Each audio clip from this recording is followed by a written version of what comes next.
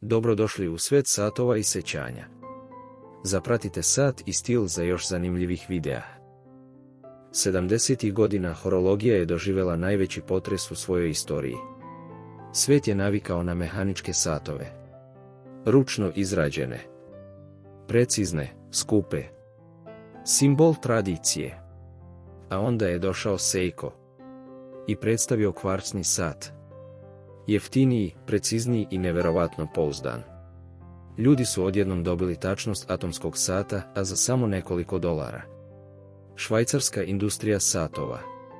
Ponos Evrope pala je na kolena. Firme stare više od jednog veka gasile su se preko noći. Hiljade radnika izgubilo je posao. 2/3 proizvođača je bukvalno nestalo.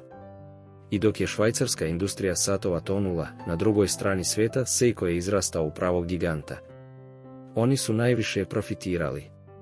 Postali su najveći proizvođači satova na svijetu i promenili tok istorije. Mehanički satovi su preživjeli. Ali svet satova nikada više nije bio isti. To je bila kvarcna kriza. Trenutak kada je vreme počelo da kuca drugačije. U ritmu kvarca. Zapratite i lajkujte da podržite kanal Sat i stil. Hvala i do gledanja.